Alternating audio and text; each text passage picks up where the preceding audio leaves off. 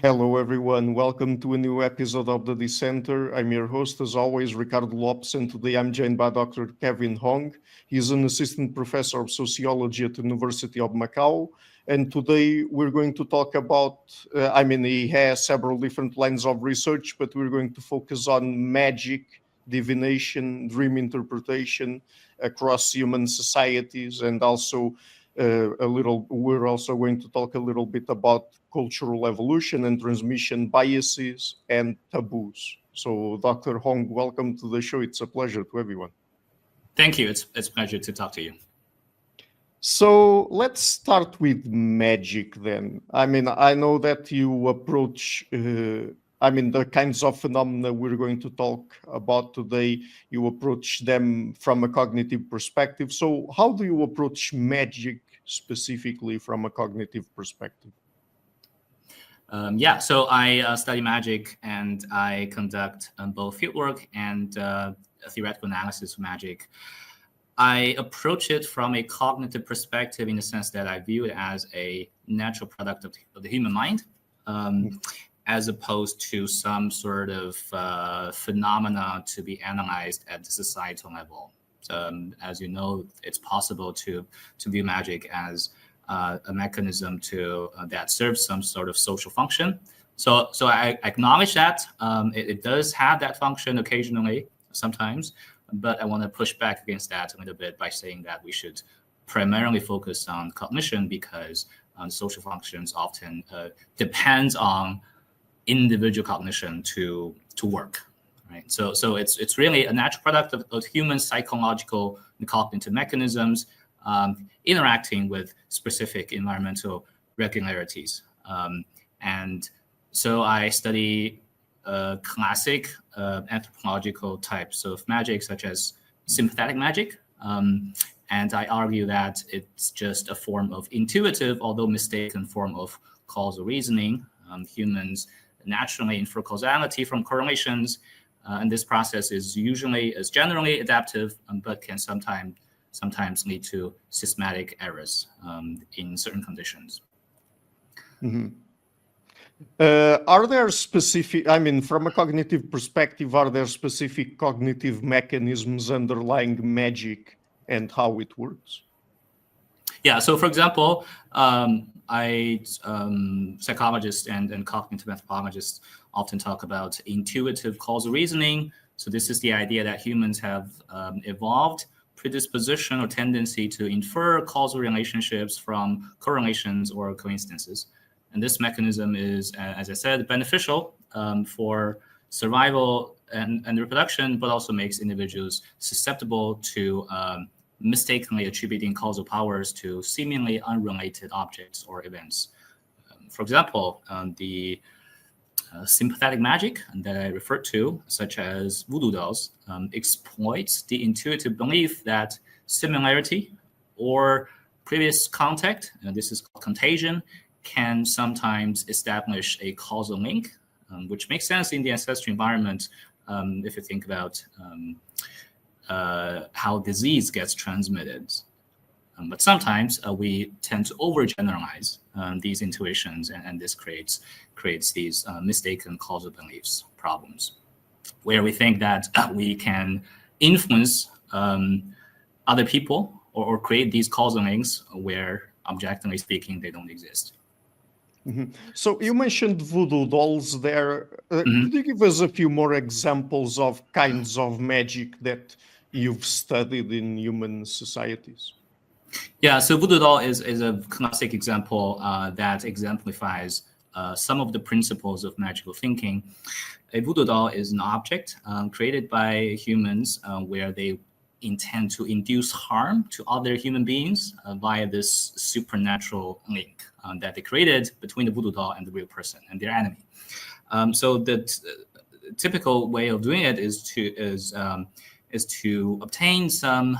So there are two ways, right? And the first is to make the voodoo doll similar in some sense to your enemy, and then you harm the voodoo doll, and the belief is that the enemy is going to be negatively affected.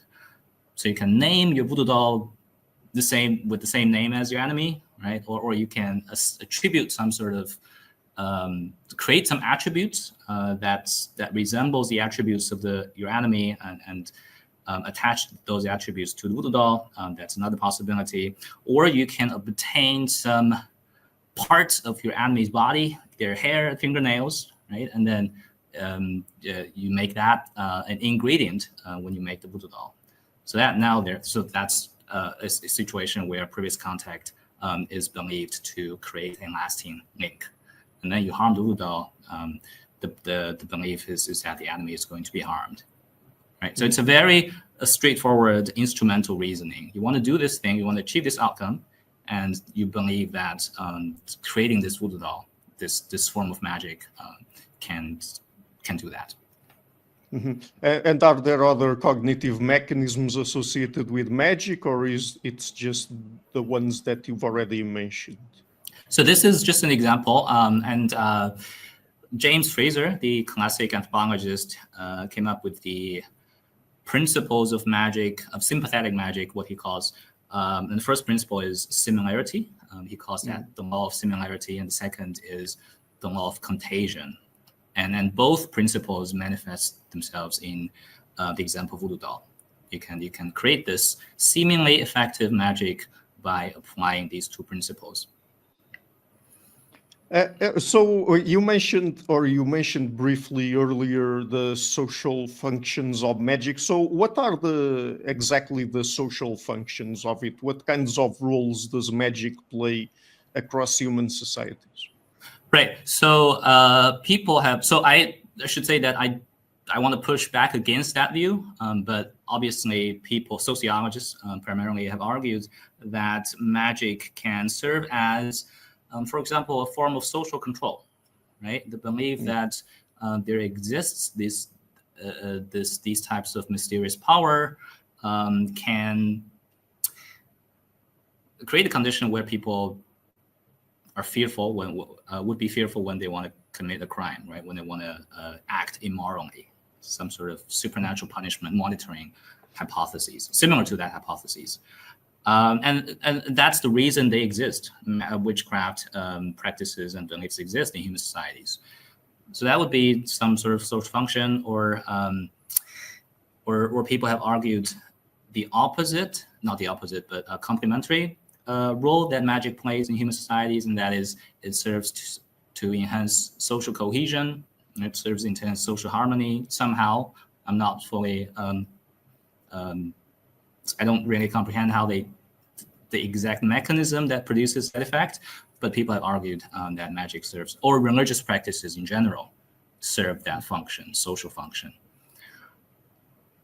So you mentioned religious practices. Why is magic in any way tied to some religious practices? So I use the word religious practices very liberally, loosely. Oh, okay. Excuse me. Traditional religious practices would include. So I want to make a distinction between religious beliefs that posit some sort of personalized agent, a deity, a ghost or spirit that humans can interact with, and the sorts of more automatic, mechanistic processes that I described, as in the case of voodoo dolls.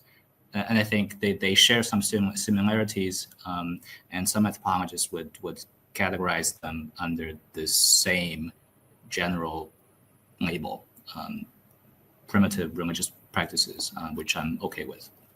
Mm-hmm. So let's talk now a little bit about divination then. Mm-hmm. What is divination? Divination is typically defined as the practices aimed at generating information about uncertain or hidden matters through methods perceived by us mostly as supernatural, magical, or beyond ordinary human capabilities. And specifically, divination practices has been categorized into two groups, as having two different functions. The first is to predict what's going to happen in the future.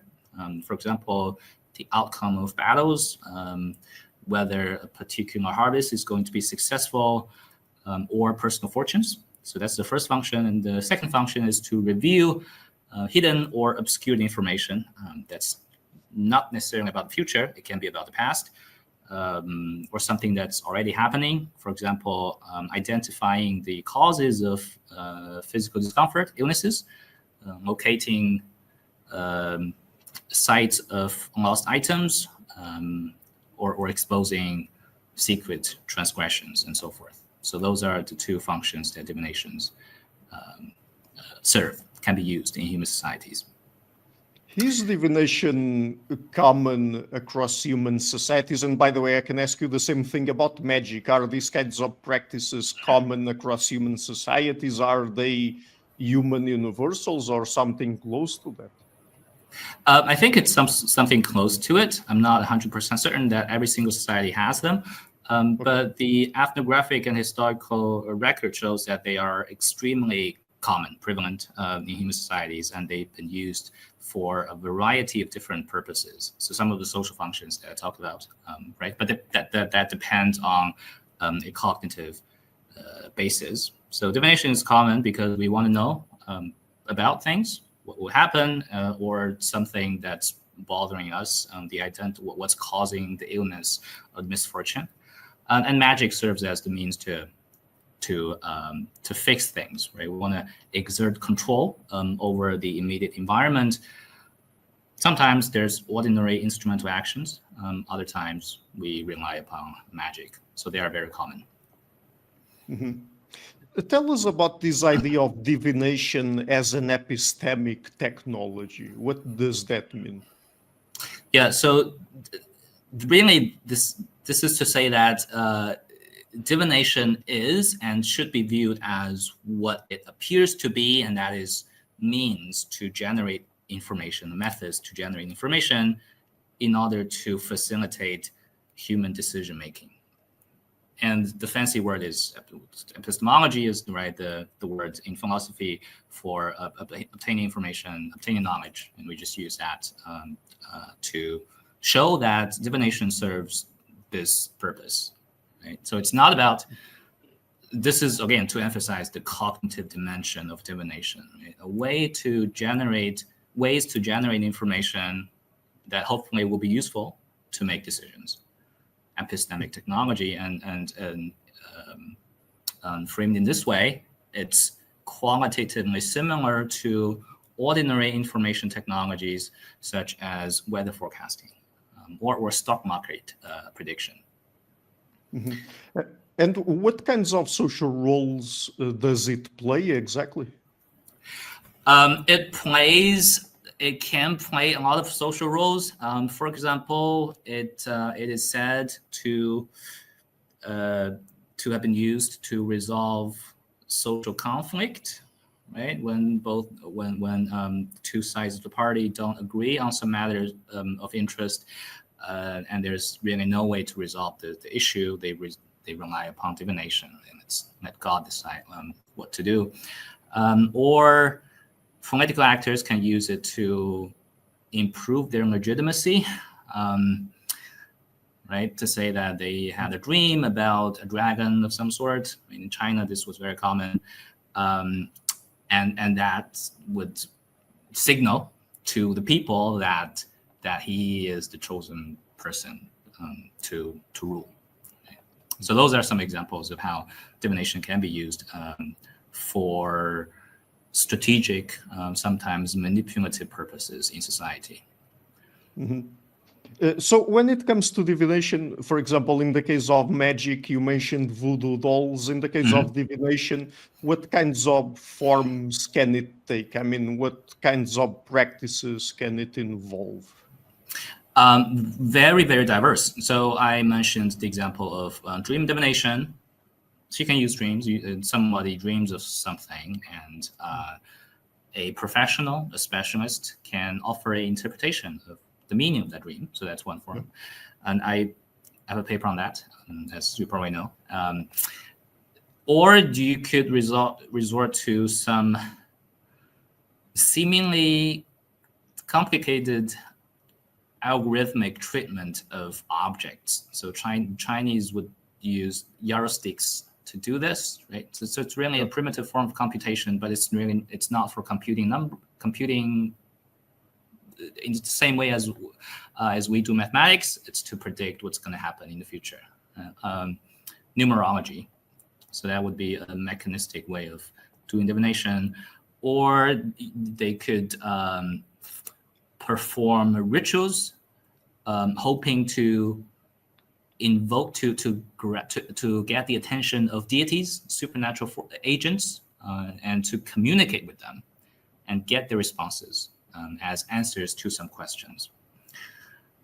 That would be another primary way of doing divination. And the exact method of doing that is very diverse. So oracle bone divination, and again, the Chinese example is one way, or you could use an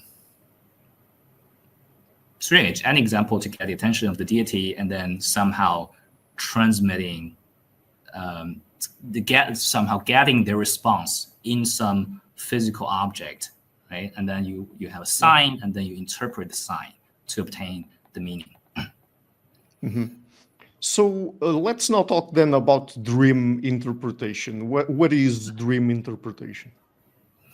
Dream interpretation, as I said, is the extraction of useful, valuable information from dreams. And such information is then often used to predict what's going to happen in the future and how we respond to what's going to happen in the future. So that's dream divination. And in my research, I make a further categorization, offer a typology of different types of dreams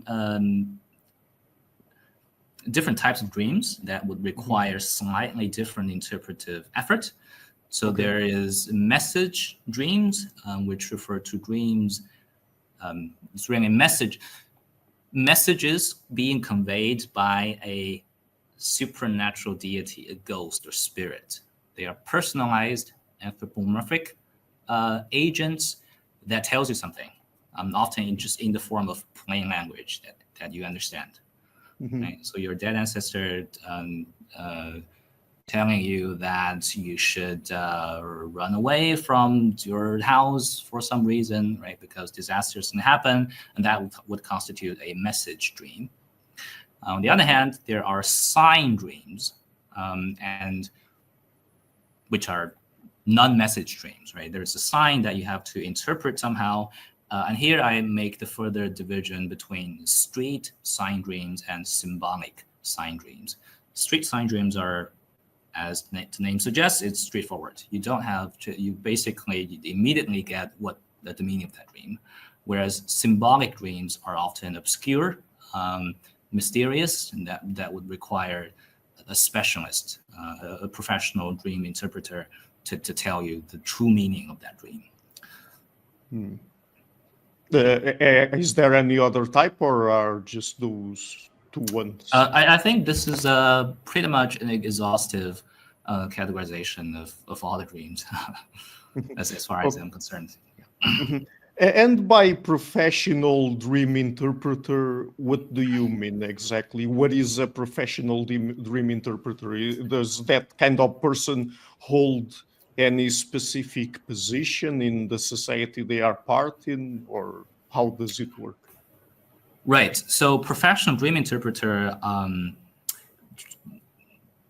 generally refers to a person with the expertise in interpreting dreams. It is what it means, right? And in early Chinese dynasties, I believe there were the court. So the dynasty would appoint professional government. How should I say this, right? Officially recognized dream interpreters. Okay. So they would be part of the government, the state, and their job is to interpret significant dreams. And so that's a prominent kind of dream interpreter.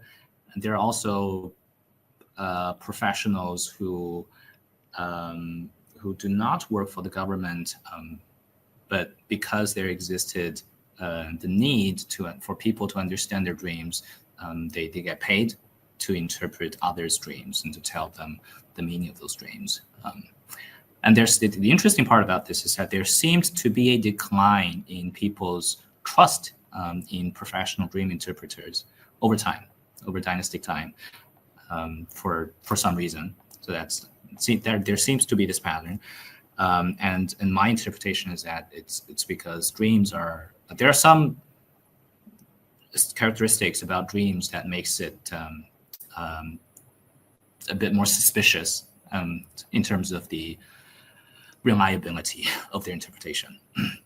Because they're private, right? You can make things up about what you dream, and it's not always immediately obvious, right? There can be this culturally agreed upon ways of interpreting meaning of specific dreams. So compared to other divination methods, there seems to be a decline in the popularity and people's trust in dream interpretation, in interpreting dreams, especially as a professional activity. But people have always believed that dreams meant something, right? It's just extracting the correct meaning of dreams can be very difficult, and we can't trust any single professionals, any single specialist.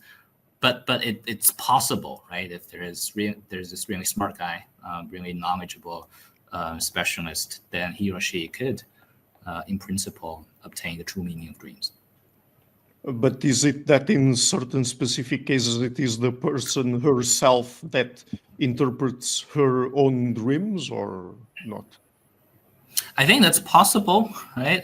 As a professional, you master the art of interpreting the meaning of dreams, and then you dream of something yourself, then you can try to interpret that for yourself. Yeah, so that's certainly possible. Mm-hmm. And what influences the way that people, or how people interpret dreams? I mean, are there specific cognitive and social aspects that play a role here? Right. So there are cultural specific aspects to this, obviously, right? Certain cultures might view dreams in particular ways, other cultures slightly different ways, but the universal pattern is that they all think dreams are significant, right? There's some meaning to be extracted. Yeah. And at the level of individual cognition, I think there's the tendency for people to see patterns, even if sometimes real patterns do not exist. So this is pattern detection. There's also, so now I'm talking about sort of the cultural transmission biases that plays a role in this. They tend to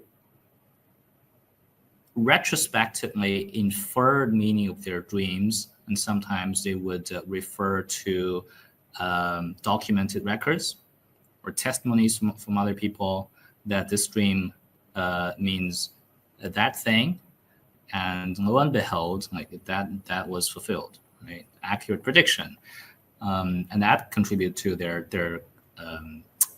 trust, their confidence in the validity of dream as something meaningful that conveys meaning to be extracted. And then there's what I call false memory or fabrication of dreams. So we tend to, sometimes when we dream of something, we are, in our brain, like we don't possess the complete story. So we make things up, right? We fill in the blanks cognitively, and then we tell the story to other people, which further contributes to the transmission of dream divination, successful dream divination episodes, and that contributes to its persistence. And why is it that cross-culturally people believe that dreams can foretell what will happen in the future? Because people, I already mentioned some of the reasons. Dreams are, so the ability to dream is a human universal. I think we have good neuroscientific evidence for that. So we dream, and dreams often tell us, or we interpret dreams as a somewhat coherent story, right? It has meaning, and in particular, we would dream of something that we are familiar with, or ancestors, right, or friends and relatives doing things. There are these plots. It's like a mini video, a movie of some sort. And so there's this very strong intuition that can't mean nothing, right? It got to mean something. And then there's this effort to try to identify patterns, right? And in some cases, there would be systematic efforts to document other people's dreams and try to infer patterns. And people would write divination manuals, dream divination manuals based on these. It's a combination of transmitted records and their own intuition. And then readers read these, right? They get, and so those are books. Books mean something, so that contributed to their confidence in dream divination further.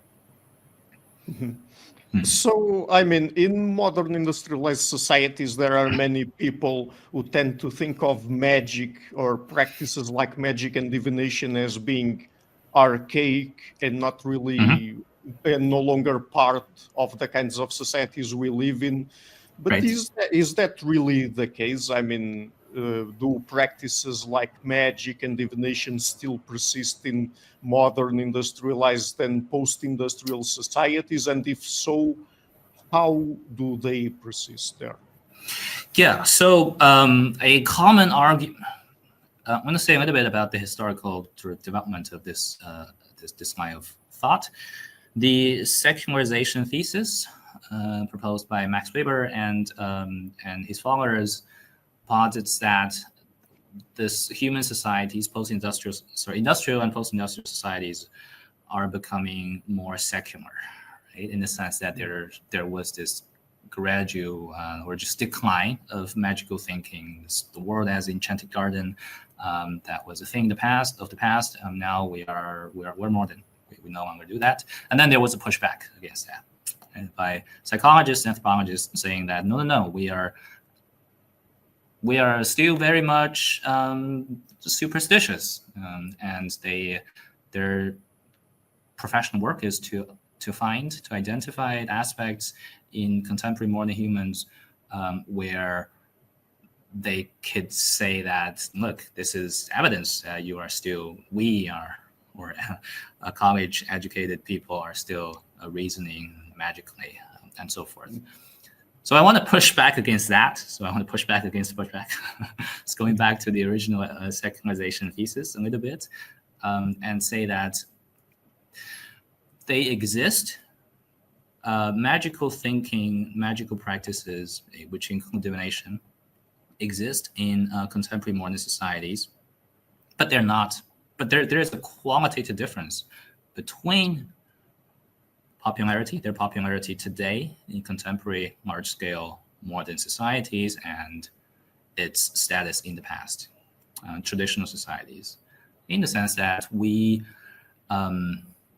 it's often marginalized, right, in our societies. So yes, there are people who believe in astrology to some extent, tarot card divination, right, or I Ching divination in China, but those are not their status, right? Their social, political status is nothing comparable to what it was in the past. And in particular, if you think about the more, I want to use the word primitive, but that's probably not a fashionable word to use anymore. Traditional societies, right, where when people get sick, what do? They go to the diviner. They try to find out what's the identity of the ghosts or spirits that's causing the physical illness. Okay, that's what they do. There's no medicine in contemporary modern sense. So you perform divination, and then you perform a exorcist ritual to get rid of the ghost, which is we don't do that anymore, right? By and large, we don't do that. The vast majority of people in contemporary societies would go to the hospital, see a doctor, right? We have the germ theory of illness that does not require, right, spirit possession. It does not allow that, right, metaphysically. So that's the difference, and I think that difference is real. That we possess I'm speaking about averages right now. In general, people in contemporary modern societies have a mechanistic or materialistic worldview that would make certain claims about causality suspicious, and we don't need any evidence. Right? That just doesn't feel right to us. So that's the difference. Now I want to emphasize the similarity. There's still the cognitive and cultural transmission biases going on. So confirmation bias, underreporting of predictive magical failures. And so those are some of the factors that contribute to the fact that a minority of population in contemporary modern societies still believe, but not entirely, right? They might have some partial belief about the efficacy of these practices, or plausibility of these practices.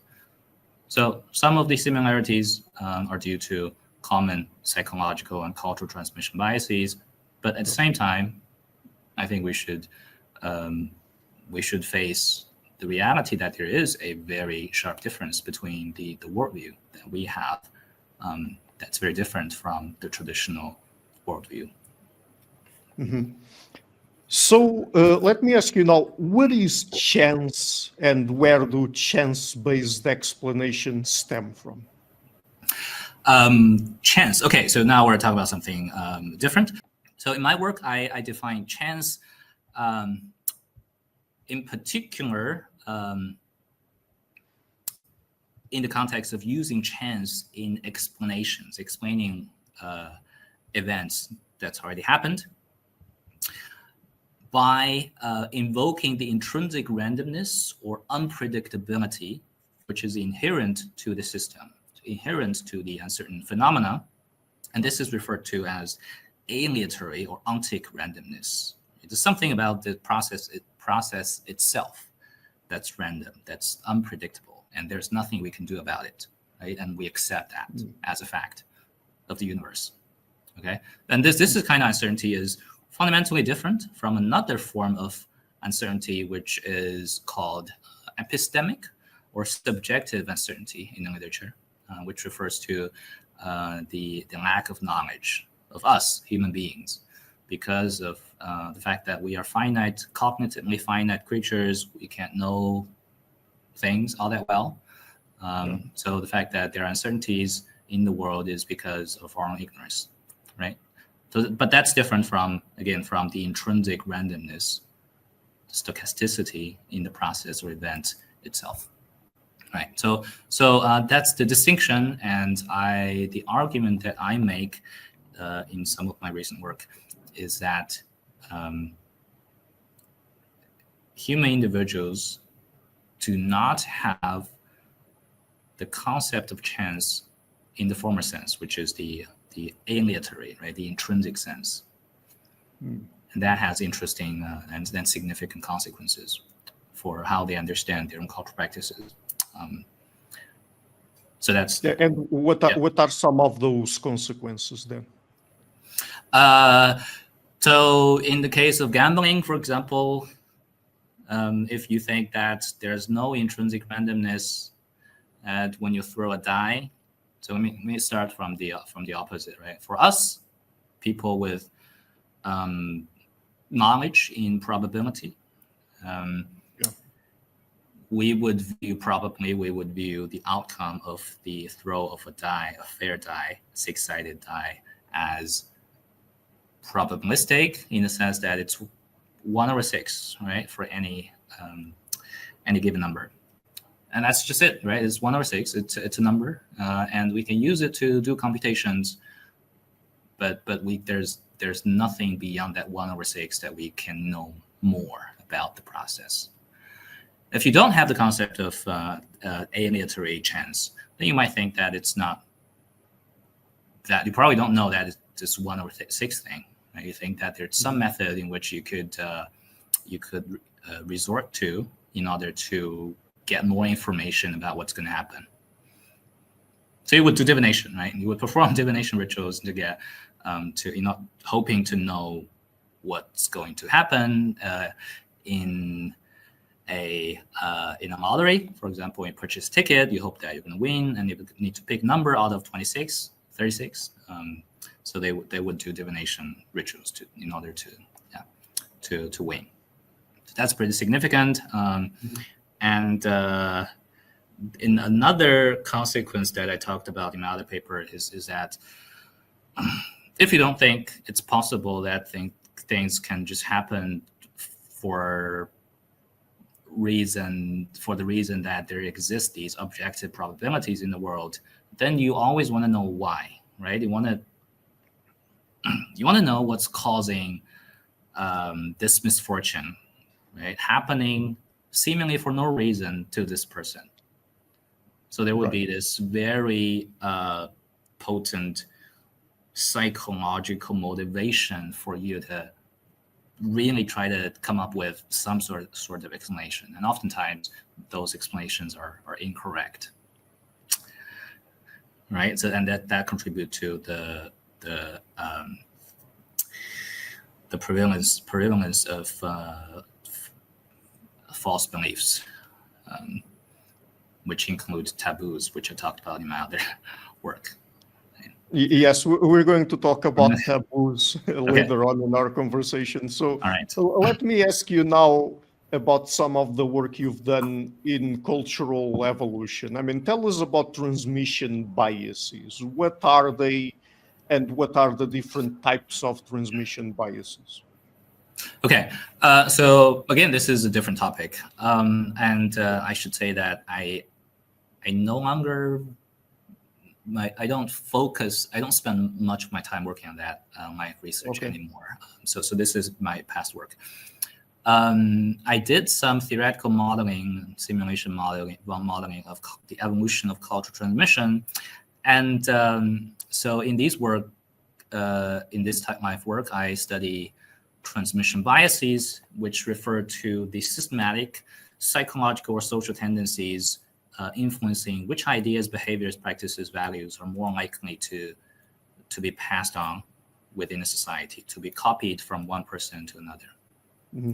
And these transmission biases shape cultural evolution by selectively promoting, facilitating the transmission of certain cultural variants, cultural information, broadly speaking, over others, sometimes independent of their actual adaptive value or truthfulness, if we're talking about beliefs. So it would be in a typical simulation model, I would define assumptions first. Individuals tend to that there are these different types of cultural information in the population, and then I set up some of the very basic forms of information transmission dynamics, and then I evaluate alternative possibilities for individuals to be for information to be transmitted, and then I observe the equilibrium outcome at the population level and say something about this is the condition that favors the evolution of this bias, right? Conformist transmission bias, or this is condition that would favor the evolution of payoff transmission bias. So that's so that's what I do. For this.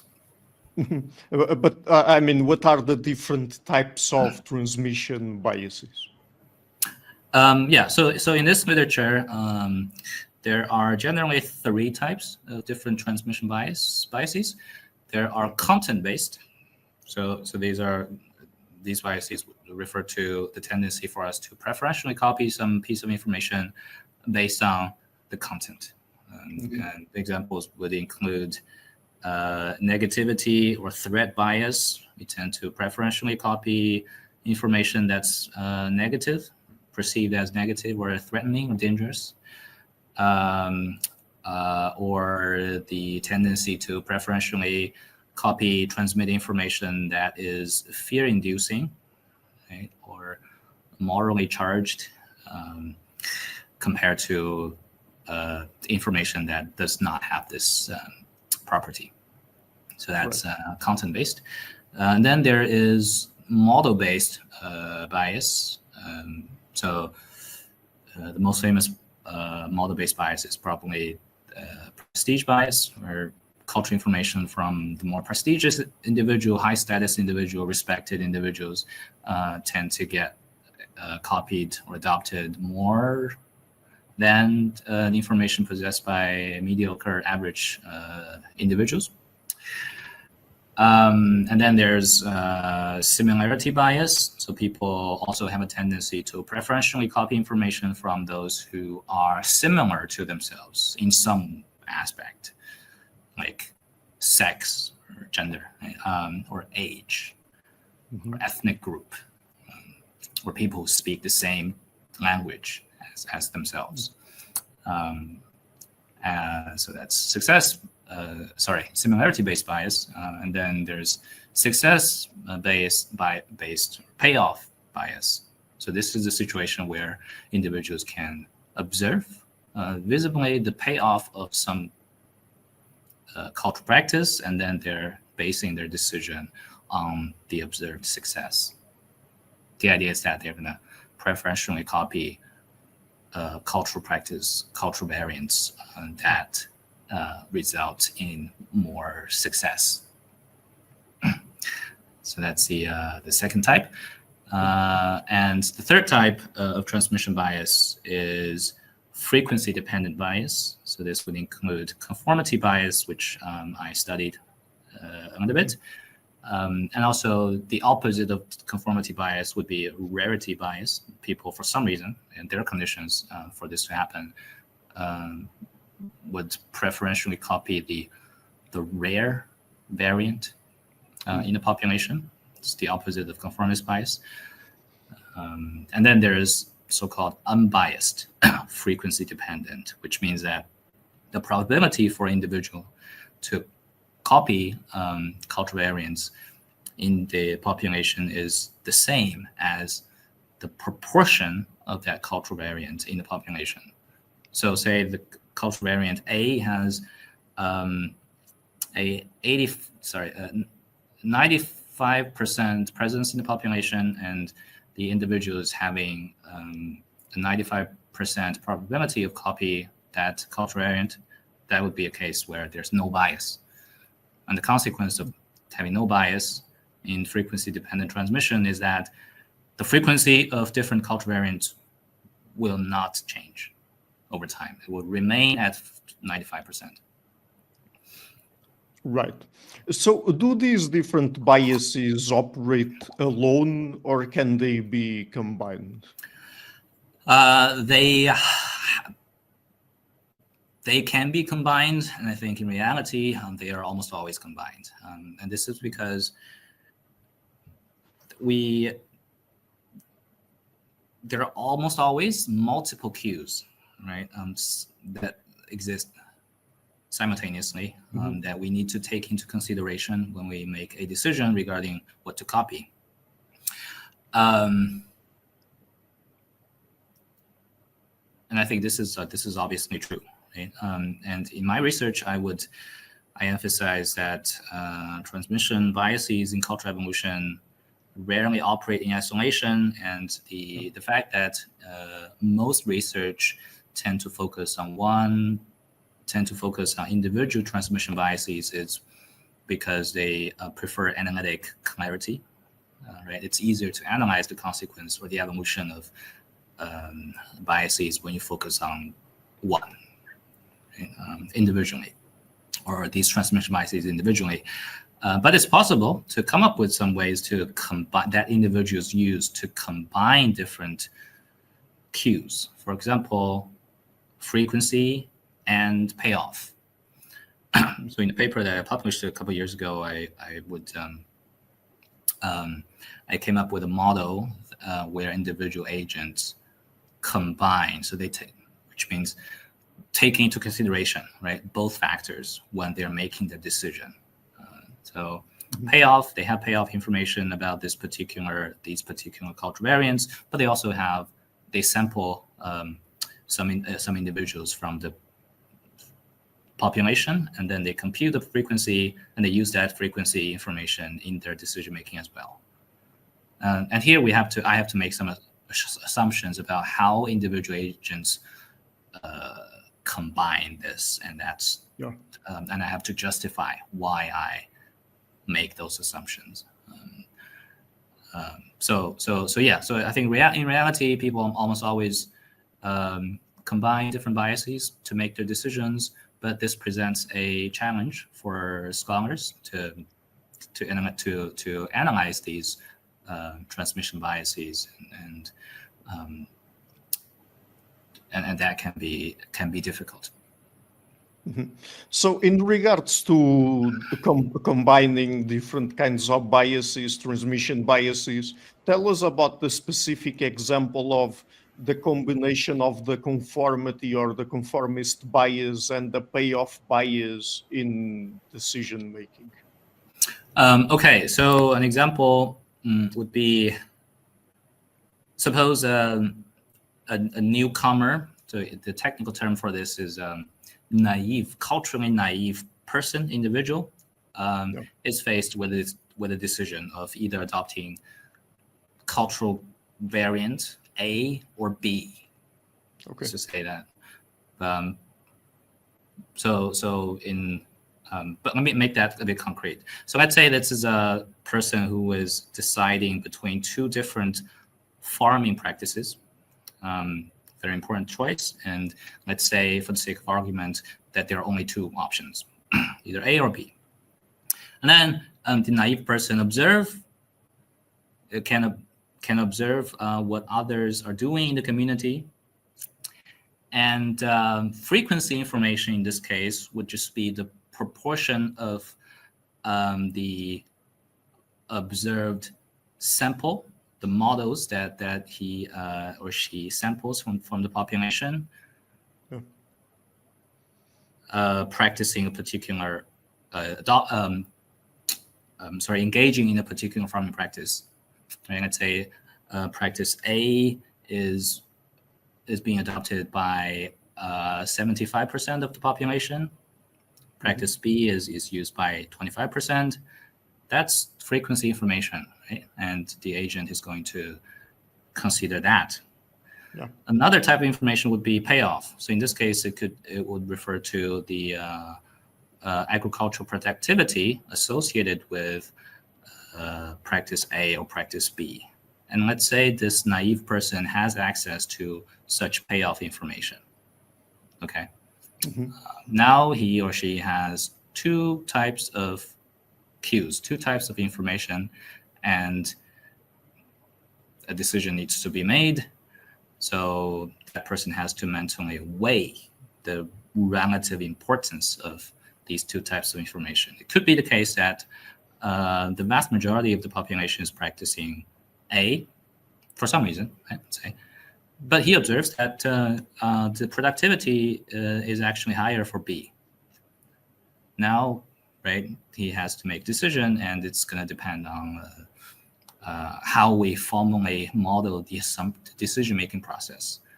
If he or she weighs frequency information more heavily, then that person is more likely to adopt agricultural practice A. On the other hand, if that person weighs payoff information more heavily, then he's going to adopt practice B. And the same logic would apply to the adoption of other cultural practices. And do we understand why in combining different kinds of biases, some people would care more about the information coming from one bias than the other, and why they would weigh them differently and pick one over the other? I mean, do we understand why and how that happens? We actually do not understand the empirical reality of this very well. What I've been talking about is for theoretical modelers. This is how they do their work, how I used to do this type of work. You make assumptions, and then you analyze the evolutionary trajectory of how different, so you can set up a simulation study where agents have different weights, okay, and then you have them interact, or we have them engage in this copying game, this process, and then you run the simulation for a large number of generations, and you observe the equilibrium outcome. If it turns out that there's a particular weight that seems to be stable after you run the simulation for 100, 200 generations, then you can make an argument that this is this particular combination, this particular weight of payoff cues and frequency cues can evolve, and you justify that by in your work. I don't think there's any work so far in psychology that examines empirically how people do this, and you can imagine why this is difficult, right? Mm-hmm. Because it's not always easy to measure this, and we have to assume, so the decision-making process is not transparent, and researchers have to make inferences based on the observed action. So it's not well understood empirically, but we can build theoretical models. Mm-hmm. I understand. So the last topic I would like to ask you about is taboos. So where do taboos stem from? I mean, where do they come from exactly? Yeah, so taboos, there are a couple different sources.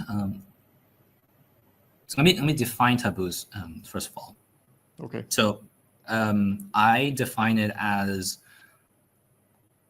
cultural prohibitions. This is something that you're not supposed to do, and there might be punishment if you violate, if you transgress a taboo. Mm-hmm. Okay, and this is a very general definition. And as such, there are a couple different sources where taboos can emerge in human societies.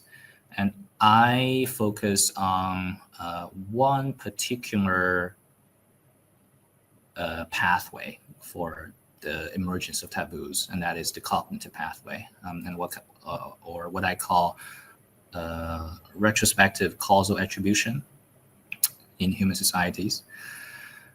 And this refers to the idea that misfortunes are going to happen in human societies, right? And because human individuals in traditional societies do not have a ready concept of aleatory or ontic intrinsic chance, they're going to want to find out. They're going to want to know what caused the misfortune. So they will engage in a process where they speculate on possible reasons for that misfortune, causes for that misfortune to happen, and they identify. Let's say they tentatively decide that it's right, some cultural practice that led to some actions that the agent performed in the past that caused his or her misfortune. Other people observe this attribution. It has the potential to become a taboo in human society, in any human society. Okay, so for example, a failed pregnancy, which is often very common in traditional societies, could compel people to identify causes of that failed pregnancy, and they might remind themselves that the pregnant female consumed some meat, right, in the past, rabbit meat, for example, and then so now we've got a taboo against the consumption of rabbit meat when women are pregnant, right? And then this process can repeat itself because oftentimes this causal attribution is incorrect, right? The same misfortune can happen again, failed pregnancy, and then people are gonna try to find the causes again. So this time it's going to be something else, right? So it's not about rabbit meat. It could be about some other things that people did in the past that caused the misfortune, and we have another taboo. Mm-hmm. And you can see how this process serves as a socio-cognitive engine that just pumps taboos into society. And I think this nicely explains why traditional societies have so many taboos, right? They're just numerous. Right? There's culturally sanctioned prohibitions. You can't do this, you can't do that, and the belief regarding what the negative consequences if you violate these taboos. So is there a higher number of taboos in traditional societies than in industrial and post-industrial societies, for example? I think so. I think there is a difference. And I referenced some of the qualitative ethnographic work in my paper. I don't think there's any systematic quantitative comparisons yet, but my impression is that yes, there does seem to be a difference between contemporary societies, because if you think about when we say the word taboo, we tend to associate there's something negative about the word, as if we're accusing that this is a irrational prohibition, right? This is tabooed in some society because there is this cultural belief in that society which we don't consider as valid, right? So we call that a taboo, and I think it is. It means that we don't have as many taboos in our societies, and we observe a lot more taboos, and in particular food taboos. And this is intriguing.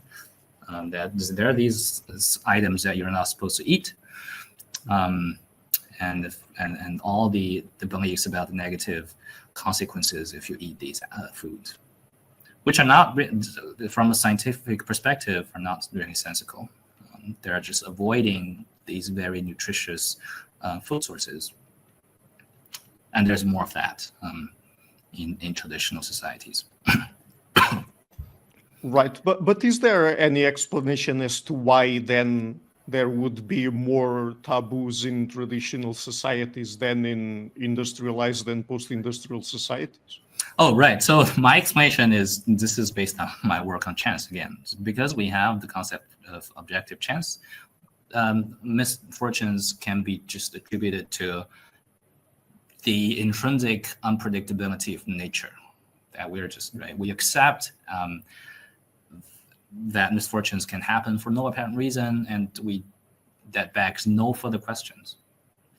Mm-hmm. There's just small probability that some people are going to get cancer, and just, right, as bad luck, right, genetic mutations that we can do nothing about, as opposed to persistently seeking an answer, right? That's gonna, if you try hard enough, you're gonna find something which is most likely incorrect, and that could contribute to the formation of taboo, which happens more in traditional societies, and does not happen as much in contemporary modern societies.